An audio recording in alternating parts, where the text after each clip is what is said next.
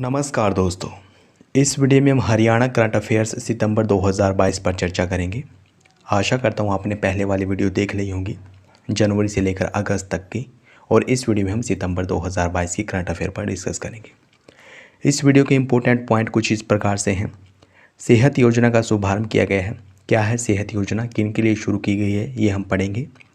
हड़प्पा सभ्यता का सबसे बड़ा संग्रहालय ये हरियाणा में स्थापित किया जा रहा है, लेकिन किस जिले में, ये हम देखेंगे। वन टाइम सेटलमेंट योजना क्या है, किन के लिए शुरू की गई है, क्यों शुरू की गई है, ये हम डिस्कस करेंगे। विश्व का सबसे बड़ा सफारी पार्क मोस्ट इम्पोर्टेंट ये हरियाणा में ही स्थापित किया गया है, लेकिन कहाँ पर, ये हम देखेंगे। विदेशी निवेश सूचकांक 2020-21 में हरियाणा का स्थान क्या रहा है, ये भी काफ़ी अच्छा प्रश्न बन सकता है, इस पर भी हम डिस्कस करेंगे। और भी बहुत कुछ जानेंगे इस वीडियो में, तो चलिए शुरू करते हैं। 5 सितंबर 2022 को राष्ट्रीय शिक्षक दिवस के अवसर पर हरियाणा के राज्यपाल श्री बंडारू दत्तात्रेय ने पंचकूला के सेक्टर 5 में स्थित इंद्रधनुष ऑडिटोरियम में स्कूली बच्चों की स्वास्थ्य की जांच के लिए आयुष्मान भारत कार्यक्रम के तहत एक नई स्कूल स्वास्थ्य योजना सेहत का शुभारंभ किया है। तो याद रखें, सेहत योजना का हाल ही में शुभारंभ किया गया है 5 सितंबर 2022 को। राष्ट्रीय शिक्षक दिवस के अवसर पर इस योजना को शुरू किया गया है।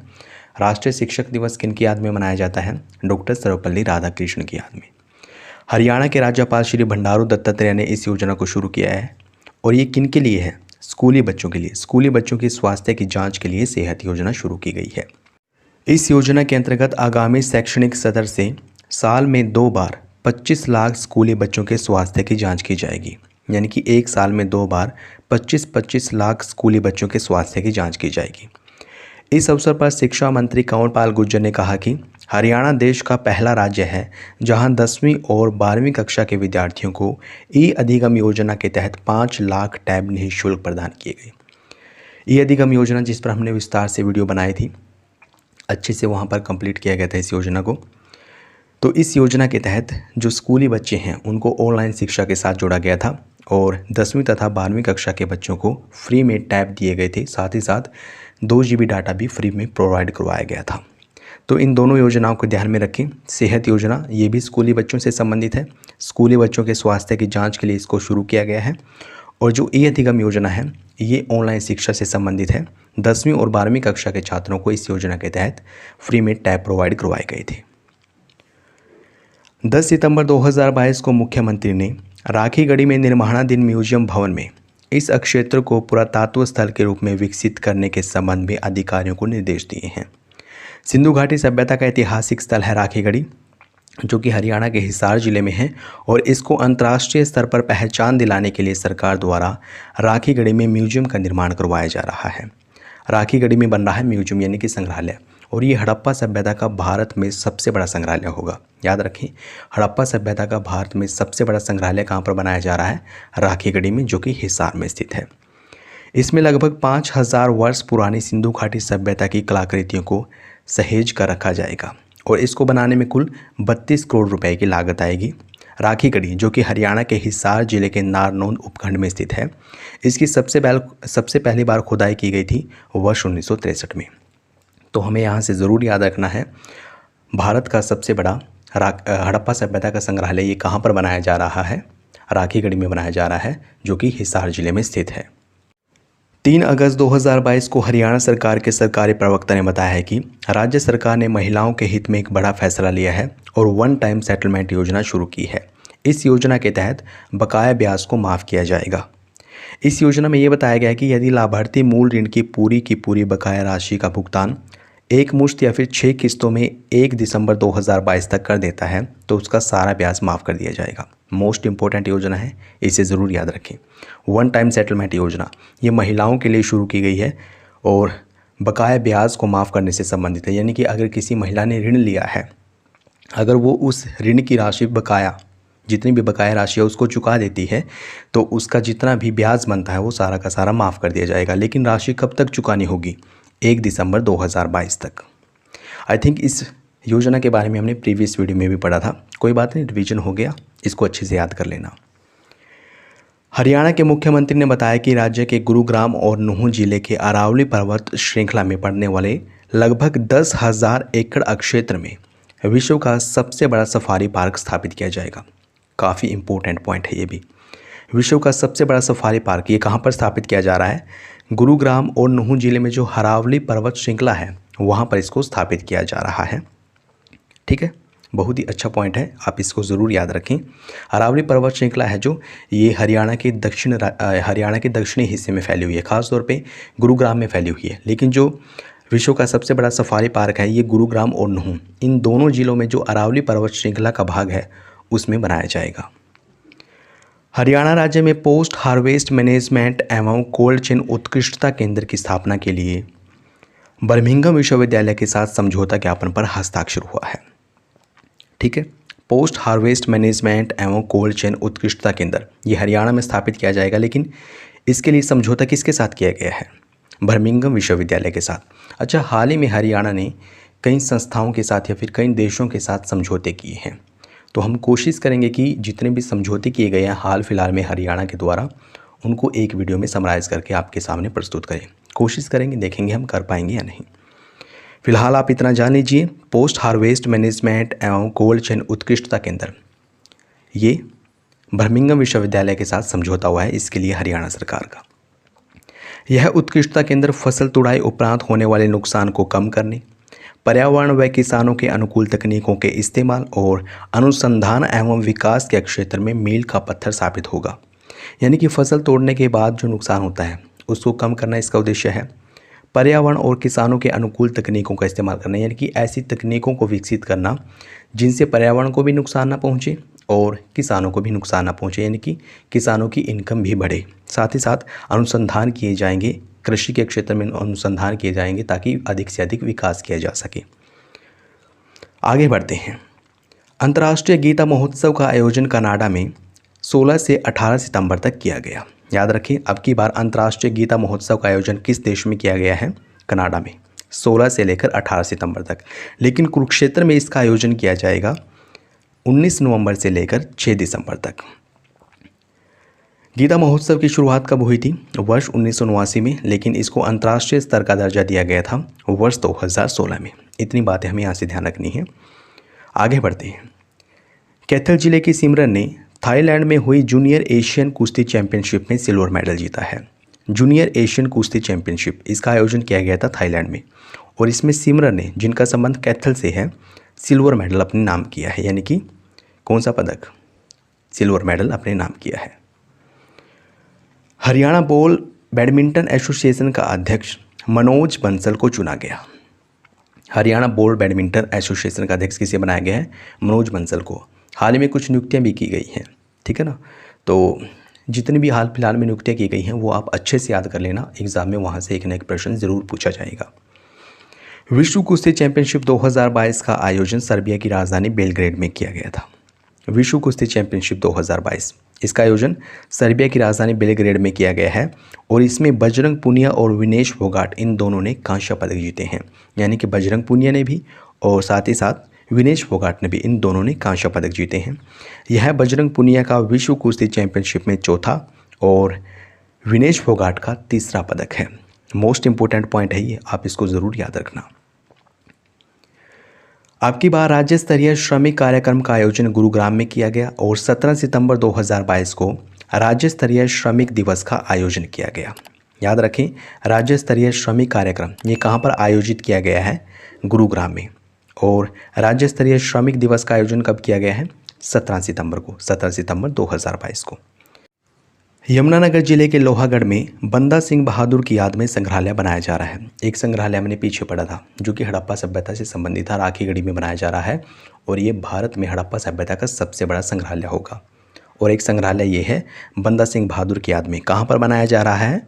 यमुनानगर जिले के लोहागढ़ में। विदेश निवेश अर्थात FDI, फॉरेन डायरेक्ट इन्वेस्टमेंट, सबसे पहले ये जान लेते हैं कि ये क्या होता है। विदेशी कंपनियों के द्वारा भारत में जो इन्वेस्टमेंट की गई है, या फिर विदेशी इन्वेस्टर्स के द्वारा भारत में जो इन्वेस्टमेंट किया गया है अर्थात निवेश किया गया है, उसको बोला जाता है विदेशी निवेश। ठीक है, और इसके लिए एक सूचकांक जारी किया जाता है कि किस राज्य में कितना निवेश हुआ है। तो इसी सूचकांक में हरियाणा को 5वां स्थान मिला है और हरियाणा में कुल कितना निवेश किया गया है? 20,971 करोड़ रुपए। याद रखें, विदेशी निवेश सूचकांक 2021-22 में हरियाणा कौन से स्थान पर रहा है? 5वें स्थान पर रहा है और हरियाणा में कुल कितना निवेश किया गया है? 20,971 करोड़ रुपए। हाल ही में गठित हरियाणा एयरपोर्ट डेवलपमेंट लिमिटेड का चेयरमैन हरियाणा के नागरिक उड्डयन मंत्री दुष्यंत चौटाला को बनाया गया। हरियाणा एयरपोर्ट डेवलपमेंट लिमिटेड, इसको हाल ही में गठित किया गया है और इसका चेयरमैन कौन बना है? दुष्यंत चौटाला, जो कि हरियाणा के उप मुख्यमंत्री और साथ ही साथ नागरिक उड्डयन मंत्री भी हैं। हरियाणा राज्य का नया वित्त आयुक्त किसे बनाया गया है? वी.एस. कुंडू को। वी.एस. कुंडू बने हरियाणा के नए राज्य वित्त आयुक्त। लेकिन वर्तमान में छठा राज्य वित्त आयोग चल रहा है जिसके चेयरमैन हैं राघवेंद्र सिंह और इनका कार्यकाल है 2021-22 से लेकर 2025-26 तक। Haryana mass rapid transport corporation का नया निदेशक कर्ण सिंह को बनाया गया। आप इन सभी नियुक्तियों को याद रखें। हरियाणा एयरपोर्ट डेवलपमेंट लिमिटेड, इसके चेयरमैन किसे बनाया गया है? दुष्यंत चौटाला को। हरियाणा राज्य का नया वित्त आयुक्त किसे बनाया गया है? वी.एस. कुंडू को। लेकिन छठे वित्त आयोग के चेयरमैन कौन है? Raghavendra Rao. Haryana mass rapid transport corporation, इसके नए निदेशक किसे बनाया गया है? कर्ण सिंह को। और पीछे भी हमने एक नियुक्ति पढ़ी थी, हरियाणा बॉल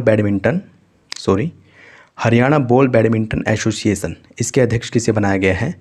मनोज बंसल को। आइए आगे बढ़ते हैं। रोहतक की खिलाड़ी सुनीता ने किर्गिस्तान में आयोजित वर्ल्ड स्ट्रेंथ लिफ्टिंग चैंपियनशिप में 65 किलोग्राम जूनियर में गोल्ड मेडल अपने नाम किया है। वर्ल्ड स्ट्रेंथ लिफ्टिंग चैंपियनशिप, इसका आयोजन कहाँ पर किया गया? किर्गिस्तान में। और इसमें सुनीता ने 65 किलोग्राम जूनियर में गोल्ड मेडल अपने नाम किया है। सुनीता का संबंध कहाँ से है? रोहतक से। हरियाणा में भ्रष्टाचार पर अंकुश लगाने के लिए और पारदर्शिता को बढ़ाने के लिए क्वालिटी कंट्रोल अथॉरिटी का निर्माण किया जाएगा। क्वालिटी कंट्रोल अथॉरिटी ये क्यों बनाई जा रही है? ताकि भ्रष्टाचार को कम किया जा सके, भ्रष्टाचार को पूर्णतः खत्म किया जा सके और पारदर्शिता को बढ़ाया जा सके। पंचायती चुनावों में पिछड़ा वर्ग ए को 8% आरक्षण दिया जाएगा और इस आरक्षण देने की शुरुआत सिरसा और महेंद्रगढ़ जिले से हो गई है। याद रखें, पंचायती चुनावों में पिछड़ा वर्ग ए को कितना आरक्षण दिया जाएगा? 8% और इसकी शुरुआत सिरसा और महेंद्रगढ़ से हो गई है। हरियाणा में टीबी मुक्त का लक्ष्य रखा गया था 2025, लेकिन अब इसको घटाकर कर दिया गया है 2023-24। 17 सितंबर 2022 को हरियाणा के राज्यपाल ने पंचकूला से प्रधानमंत्री टीबी मुक्त अभियान शुरू किया है। प्रधानमंत्री टीबी मुक्त अभियान ये कहाँ से शुरू किया गया है? पंचकूला से शुरू किया है और हरियाणा के राज्यपाल ने शुरू किया है। और हरियाणा में टीबी मुक्त के ब्रांड एम्बेसडर कौन है? मतलब टीबी के ब्रांड एम्बेसडर कौन है? यहाँ पे थोड़ी गलती हो गई, आप इसको सुधार लीजिएगा। हरियाणा में टीबी के ब्रांड एम्बेसडर हैं Amitabh Bachchan. ZTV DID super moms season 3 की विजेता हंसी की वर्षा बुरहान रही है, आप इसे याद रख सकते हैं। भगत फूल सिंह राजकीय महिला मेडिकल कॉलेज, इसने मरीजों की ऑनलाइन मॉनिटरिंग करने की शुरुआत की है। राष्ट्रपति ने हिसार के अक्षय मेहता और सोनीपत की निहारिका को NSS यानी कि नेशनल सर्विस स्कीम अवार्ड से सम्मानित किया है। NSS अवार्ड ये किसे दिया गया है? अक्षय मेहता जो कि हिसार के रहने वाले हैं और निहारिका का संबंध है सोनीपत से। पानीपत में एक गांव है बाबरपुर गांव, इसका नया नाम कर दिया गया है गुरु नानकपुर गांव। ठीक है।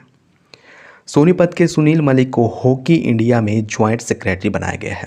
एक और नियुक्ति आ गया। आई थिंक हमने इस वीडियो में 4-5 नियुक्तियों के बारे में तो पढ़ लिया होगा, तो याद रखें सुनील मलिक जिनका संबंध सोनीपत से है, ये हॉकी इंडिया में ज्वाइंट सेक्रेटरी के पद पर नियुक्त किए गए हैं। भारतीय महिला शक्ति सम्मान 2022 से मीना कुमारी को सम्मानित किया गया है और ये कहाँ की रहने वाली है? हिसार की रहने वाली है। भारतीय महिला शक्ति सम्मान ये किसे दिया गया है? मीना कुमारी को।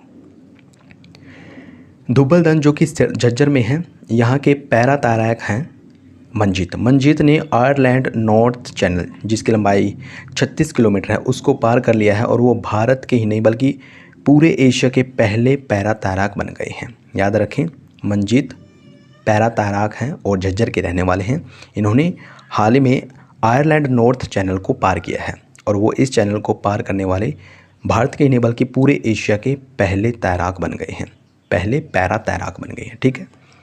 CIRB यानी कि central institute for research on buffalo अर्थात केंद्रीय भैंस अनुसंधान, ये कहाँ पर स्थित है? हिसार में स्थित है और इसकी स्थापना की गई थी वर्ष 1985 में। वर्ष 1985 में इसकी स्थापना की गई थी। इसने पशु DNA बैंक की स्थापना की है। हाल ही में पशु DNA बैंक की स्थापना कहाँ पर की गई है? केंद्रीय भैंस अनुसंधान केंद्र हिसार में। इंग्लैंड में आयोजित 10वें कराटे कॉमनवेल्थ चैंपियनशिप में हरियाणा के भूपेंद्र सिहाग ने कांस्य पदक अपने नाम किया है। 10वीं कराटे कॉमनवेल्थ चैंपियनशिप, इसका आयोजन कहाँ पर किया गया है? इंग्लैंड में। और इसमें भूपेंद्र सिहाग ने कौन सा पदक जीता है? कांस्य पदक जीता है। सितंबर 2022 को हरियाणा के बिजली मंत्री चौधरी रणजीत सिंह ने कहा कि सौर ऊर्जा को वैकल्पिक ऊर्जा के रूप में बढ़ावा देने के लिए सरकार ने हरियाणा में अनुसूचित जाति व पिछड़े वर्ग की धर्मशालाओं की छतों पर लगाए जाने वाले सौर संयंत्रों पर 75% सब्सिडी और सामाजिक संस्थानों के भवनों को 50% सब्सिडी देने का निर्णय लिया है। तो याद रखें, हरियाणा के बिजली मंत्री कौन हैं? चौधरी रणजीत सिंह हैं। इन्होंने ये कहा है कि हरियाणा में सौर ऊर्जा को ज़्यादा से ज़्यादा बढ़ावा दिया जाएगा और इसके लिए अनुसूचित जाति व पिछड़े वर्ग की धर्मशालाओं की छतों पर जो सौर संयंत्र लगाए गए हैं, सौर ऊर्जा संयंत्र, उनके लिए 75% सब्सिडी दी जाएगी और सामाजिक संस्थानों के भवनों के लिए 50% सब्सिडी दी जाएगी। ज्योति बिंदा और राजेंद्र सिंह, इनको HPSC का सदस्य चुना गया है। HPSC यानी कि हरियाणा पब्लिक सर्विस कमीशन, ठीक है ना। जब हरियाणा बना था 1 नवंबर 1966 को, उसी समय से ये कार्यरत हैं और इसका हेडक्वार्टर कहाँ पर है? पंचकुला में। तो हाल ही में ज्योति बिंदा और राजेंद्र सिंह, ये दोनों के दोनों HPSC के सदस्य बने हैं। लेकिन HPSC का अध्यक्ष कौन है? आलोक वर्मा। पंचकुला की अनुपमा उपाध्याय विश्व बैडमिंटन महासंघ की अंडर 19 सिंगल्स रैंकिंग में नंबर 1 पर रही है। जो विश्व बैडमिंटन महासंघ है, इसके द्वारा एक रैंकिंग जारी की जाती है। वैसे तो कई सारी जारी की जाती है, लेकिन अंडर 19 सिंगल्स की रैंकिंग है जो इसमें नंबर 1 पर रही है अनुपमा उपाध्याय, जो कि पंचकुला की रहने वाली है। वैसे तो जो मेडिकल कॉलेज होते हैं वो NCC की सुविधा प्रोवाइड नहीं करवाते, लेकिन जो मेडिकल कॉलेज आगरोहा है, इसने NCC की सुविधा प्रोवाइड करवाई है और ये राज्य का पहला मेडिकल कॉलेज बन गया है जिसने NCC की सुविधा प्रोवाइड करवाई है। हाल ही में पशु एम्बुलेंस कंट्रोल रूम की स्थापना की गई है पंचकुला में और इसके लिए इमरजेंसी नंबर होगा 1962। याद रखें, पशु एम्बुलेंस कंट्रोल रूम की स्थापना कहाँ पर की गई है? पंचकुला में। 118 करोड़ रुपए की लागत से जींद में हाइड्रोजन प्लांट की स्थापना की जा रही है। हाइड्रोजन प्लांट कहाँ पर स्थापित किया जा रहा है? जींद में। और पशु एम्बुलेंस कंट्रोल रूम में इसकी स्थापना कहाँ पर की जा रही है? पंचकुला में। हाल ही में हरियाणा में 8 नए उपमंडल बनाने की घोषणा की गई है और ये 8 नए उपमंडल हैं भवानीखेड़ा, मानेसर, नीलोखेड़ी, नांगल चौधरी, इसराना, कलानौर, छछरौली और जुलाना। ये होंगे 8 नए उपमंडल। कपिल देव गोल्फ टूर्नामेंट का आयोजन कहाँ पर किया गया है? गुरुग्राम के DLF गोल्फ क्लब में। याद रखें, कपिल देव गोल्फ टूर्नामेंट, इसका आयोजन कहाँ पर किया गया है? गुरुग्राम में जो DLF गोल्फ क्लब है वहीं पर इसका आयोजन किया गया है। बिजली निगमों का चेयरमैन PK दास को नियुक्त किया गया है। PK दास बने हैं बिजली निगमों के चेयरमैन। ठीक है, आगे बढ़ते हैं। 28 सितंबर 2022 को हरियाणा और कनाडा के सस्केचुवान प्रांत के बीच पारंपरिक संबंध और हितों के लिए नए अवसरों की पहचान करना, रणनीतिक साझेदारी, सुविधाओं, समर्थन और मजबूती हेतु चंडीगढ़ में हरियाणा सस्केचुवान गोलमेज सम्मेलन का आयोजन किया गया। प्रश्न ये पूछा जाएगा कि हरियाणा सस्केचुवान गोलमेज सम्मेलन का आयोजन कहाँ पर किया गया है? चंडीगढ़ में किया गया है। सस्केचुवान ये कनाडा का एक प्रांत है। अच्छा, इसका आयोजन क्यों किया गया है? ताकि नए नए अवसरों की पहचान की जा सके, सुविधाओं को एक दूसरे के साथ साझा किया जा सके, समर्थन किया जा सके, संबंधों को मजबूत किया जा सके। इसके लिए ये गोलमेज सम्मेलन का आयोजन किया गया है। सितंबर 2022 को स्वास्थ्य विभाग की हरियाणा, इसको थोड़ा घुमा के पढ़ेंगे हम, थोड़ी गलती हो गई है यहाँ पर। सितंबर 2022 को हरियाणा स्वास्थ्य विभाग की अतिरिक्त सचिव जी अनुपमा ने डॉक्टर सोनिया खुल्लर को हरियाणा के स्वास्थ्य महानिदेशक के पद पर नियुक्त करने के लिए आदेश जारी किए हैं। हरियाणा के स्वास्थ्य महानिदेशक किसे बनाया गया है? डॉक्टर सोनिया खुल्लर को बनाया गया है। लेकिन इनसे पहले कौन थी? डॉक्टर वीणा सिंह। चूँकि ये रिटायर हो गई हैं और इनका स्थान कौन लेगी अब? डॉक्टर सोनिया खुल्लर। देखिए 7-8 नियुक्ति हो गई हैं इस वीडियो में। और ये सारी की सारी इम्पोर्टेंट है, आप इनको अच्छे से याद कर लेना। 26 मई 2022 को हरियाणा के पर्यटन मंत्री कंवरपाल गुर्जर के प्रस्ताव पर मुख्यमंत्री ने राज्य में संस्कृति और पर्यटन को प्रोत्साहित करने के लिए होटल की बजाय विलेज टूरिज्म यानी कि ग्रामीण पर्यटन को अधिक कारगर बनाने हेतु होम स्टे पॉलिसी को मंजूरी दी है। होम स्टे पॉलिसी ये क्यों बनाई गई है? ताकि हरियाणा की संस्कृति और पर्यटन को अधिक से अधिक बढ़ावा दिया जा सके। होम स्टे पॉलिसी के तहत देश विदेश के पर्यटक राज्य के प्रमुख पर्यटन स्थलों का दौरा करने आएंगे तो उन्हें महंगे होटलों की बजाय सादे ग्रामीण परिवेश में रहने का मौका मिलेगा, यानी कि गांव का नज़ारा उठाएंगे वो लोग। इसके लिए ये योजना शुरू की गई है। पर्यटन मंत्री ने बताया कि सबसे पहले पंचकूला के मोरनी हिल्स की पहाड़ियों में इस योजना को या फिर इस पॉलिसी को लागू किया जाएगा। 26 सितंबर 2022 को हरियाणा सरकार के विशेष गिरदावरी के आदेश के बाद राजस्व विभाग में बेमौसमी बारिश से हुए फसल के नुकसान को जानने के लिए फसल क्षतिपूर्ति पोर्टल लिंक लॉन्च किया गया है। फसल क्षतिपूर्ति पोर्टल लिंक ये क्यों लॉन्च किया गया है? बेमौसमी बारिश के कारण फसलों को जो नुकसान होता है उनके बारे में जानने के लिए ये शुरू किया गया है। 22 सितंबर 2022 को हरियाणा प्रदूषण नियंत्रण बोर्ड के चेयरमैन पी राघवेंद्र राव ने एनसीआर के जिलों में 1 अक्टूबर से ग्रेडेड रिस्पॉन्स एक्शन प्लान यानी कि ग्रैप लागू की जाएगी, ये कहा है। याद रखें 1 अक्टूबर से हरियाणा के एनसीआर में, मतलब एनसीआर में हरियाणा के 14 ज़िले आते हैं, तो इन सभी ज़िलों में 1 अक्टूबर से ग्रैप अर्थात ग्रेडेड रिस्पॉन्स एक्शन प्लान लागू कर दिया जाएगा। इसके तहत एनसीआर के ज़िलों में 1 अक्टूबर से जनरेटर सेट के संचालन पर प्रतिबंध लगाया जाएगा। इसका मुख्य उद्देश्य है सीएनजी की ओर बढ़ावा देना, सीएनजी की तरफ ले जाना और प्रदूषण को कम करना, इसलिए ये ग्रैप लागू किया जा रहा है। हाल ही में हरियाणा केंद्रीय विश्वविद्यालय महेंद्रगढ़ ने उच्च शिक्षा के क्षेत्र में एक और उपलब्धि हासिल करते हुए इंडिया डेडिकेट्स एसोसिएशन यानी कि आईडीए एजुकेशन अवार्ड 2022 प्राप्त किया है। याद रखें IDA award 2022, IDA education award 2022 ये किसे दिया गया है? हरियाणा केंद्रीय विश्वविद्यालय महेंद्रगढ़ में। जो हरियाणा है उसमें सिर्फ और सिर्फ एक ही केंद्रीय विश्वविद्यालय है जो कि महेंद्रगढ़ में है और उसी को ये पुरस्कार दिया गया है। विश्वविद्यालय को यह अवार्ड उच्च शिक्षा के क्षेत्र में विद्यार्थियों एवं संकाय सदस्यों के लिए किए गए कार्यों हेतु दिया गया है, यानी कि उच्च शिक्षा के क्षेत्र में ये अवार्ड दिया गया है। 19 सितंबर 2022 को हरियाणा के मुख्यमंत्री मनोहर लाल खट्टर ने राज्य में प्रधानमंत्री मत्स्य संपदा योजना को सफल बनाने हेतु मत्स्य पालक किसानों के लिए एक नई पहल की घोषणा की है। क्या है ये पहल? इस पहल के तहत बताया कि प्रधानमंत्री मत्स्य संपदा योजना के तहत केंद्र सरकार से आने वाली जो सब्सिडी देर से आती है वह सब्सिडी अब हरियाणा सरकार एडवांस में प्रोवाइड करवाएगी। इतना ही नहीं, मुख्यमंत्री ने यह भी कहा है कि सिरसा जिले के मछली पालकों के लिए सिरसा में मछली पालन से संबंधित टेस्टिंग लैब भी स्थापित की जाएगी। एक टेस्टिंग लैब रोहतक में थी, पहले इनको रोहतक में जाना पड़ता था, लेकिन अब टेस्टिंग लैब सिरसा में भी बनाई जा रही है और इससे जो झींगा मछली पालक हैं उनको बहुत ज़्यादा फ़ायदा होगा। सितंबर 2022 को हरियाणा के मुख्य सचिव संजीव कौशल की अध्यक्षता में राज्य में फसल अवशेष जलाने की घटनाओं पर पूर्ण रूप से रोक लगाने के लिए और पराली का समुचित प्रबंधन सुनिश्चित करने के लिए नवीन एवं नवीकरणीय ऊर्जा विभाग द्वारा Haryana XC2 management of paddy straw policy 2022 का प्रारूप तैयार किया गया है। आप पॉलिसी को ज़रूर याद रखें, पॉलिसी का क्या महत्व है, क्या कार्य है, क्यों शुरू की गई है, ये भी याद रखें। Haryana XC2 management of paddy straw policy 2022 ये क्यों शुरू की गई है? ताकि फसल अवशेषों को जलाने से रोका जा सके और पराली का समुचित रूप से प्रबंधन किया जा सके। पराली का प्रबंधन कैसे होगा? पिछली वीडियो में हमने पढ़ा था कि जो चावल का भूसा है या फिर पराली है उससे एथेनॉल बनाया जाएगा और एथेनॉल का प्रयोग हम कहाँ पर करेंगे? पेट्रोल में करेंगे, ताकि पर्यावरण प्रदूषण को कम किया जा सके। इस नीति के माध्यम से फसल के अवशेषों की मांग और आपूर्ति प्रबंधन के लिए किसानों व उद्योगों, गौशालाओं, उपयोगकर्ताओं के बीच लिंक स्थापित किया जाएगा। यानी कि जो किसान हैं वो इन लोगों को, उद्योगों, गौशालाओं या फिर उपयोगकर्ताओं को जो फसल के अवशेष हैं वो बेच सकते हैं। इसी के लिए ये पॉलिसी बनाई गई है। चलिए आगे बढ़ते हैं। हरियाणा साहित्य अकादमी के निदेशक डॉक्टर चंद्र त्रिखा ने बताया कि हरियाणा में हिंदी को बढ़ावा देने के लिए इस साल के अंत तक ई-बुक्स योजना शुरू हो जाएगी। ई-बुक्स योजना ये क्यों शुरू की जा रही है? हरियाणा में हिंदी को अधिक से अधिक बढ़ावा देने के लिए।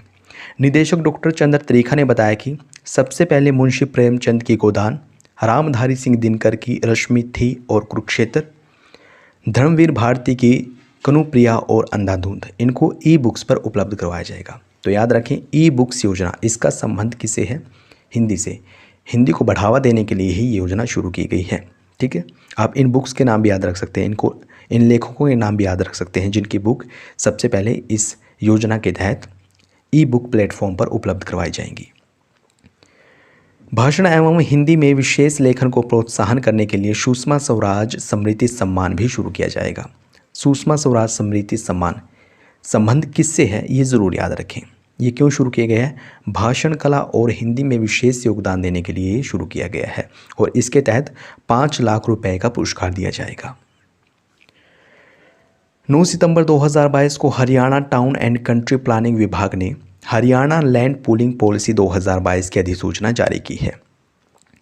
शहरीकरण और औद्योगिकरण के लिए अब हरियाणा के किसानों की ज़मीनों का ज़बरदस्ती अधिग्रहण नहीं किया जाएगा। किसान अपनी इच्छा से ही ज़मीन किसानों से इच्छा के अनुसार ही ज़मीन खरीदी जाएगी। ठीक है ना, यानी कि जो लैंड पूलिंग पॉलिसी है, इसके तहत जो किसानों की पहले ज़बरदस्ती से ज़मीन अधिग्रहण कर ली जाती थी, अब वो नहीं की जाएगी। किसानों की इच्छा होगी तो वो ज़मीन देंगे, अदरवाइज वो मना कर सकते हैं। इसके साथ ही अलग अलग प्रोजेक्ट के लिए प्रदेश में लैंड बैंक तैयार किए जाएंगे ताकि परियोजनाओं के उस समय पर ज़मीन मिल सके और साथ ही साथ विकास कार्य जल्दी से हो सके। 1 सितंबर 2022 को भारतीय गेहूं एवं जौ अनुसंधान संस्थान यानी कि IIWBR करनाल के निदेशक डॉक्टर ज्ञानेंद्र प्रताप ने बताया है कि IIWBR यानी कि भारतीय गेहूं एवं जौ अनुसंधान संस्थान के पर्यवेक्षण में देश को गेहूं की 22 नई प्रजातियां किसानों को समर्पित की गई है। जो भारतीय गेहूं एवं जौ अनुसंधान है, ये कहाँ पर स्थित है? करनाल में है। इसके निदेशक हैं डॉक्टर ज्ञानेंद्र प्रताप। इन्होंने बताया कि गेहूं की 22 नई प्रजातियां बनाई गई है IIWBR के द्वारा। 31 अगस्त 2022 को हरियाणा के मुख्यमंत्री द्वारा हरियाणा विमानपत्तन विकास निगम लिमिटेड कंपनी के गठन को स्वीकृति प्रदान की गई है। और हमने पीछे पढ़ा था कि इसके चेयरमैन किसे बनाया जाएगा? दुष्यंत चौटाला को, जो कि हरियाणा के नागरिक उड्डयन मंत्री हैं।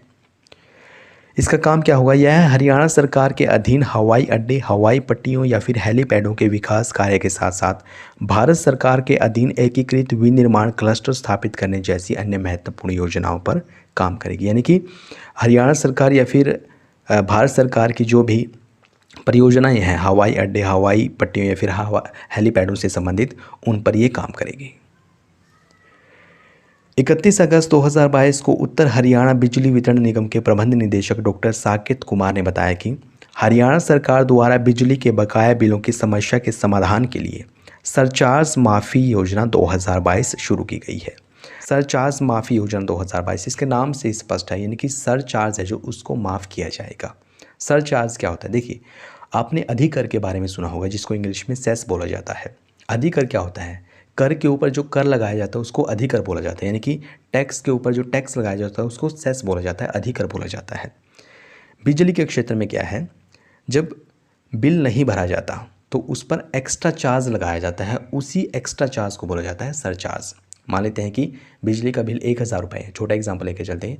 बिजली का बिल 1000 रुपये है और वो नहीं चुकाया गया, तो उस पर 10 रुपये का चार्ज लगा दिया जाता है। वो 10 रुपये का चार्ज क्या है? सरचार्ज है। अब इस योजना के तहत क्या किया जाएगा? जो वो 10 रुपये थे ना, उसको माफ़ कर दिया जाएगा, यानी कि सरचार्ज को माफ़ कर दिया जाएगा। जो बिल है, बिल की मूल राशि है, उसको ही चुकाया जाएगा बस।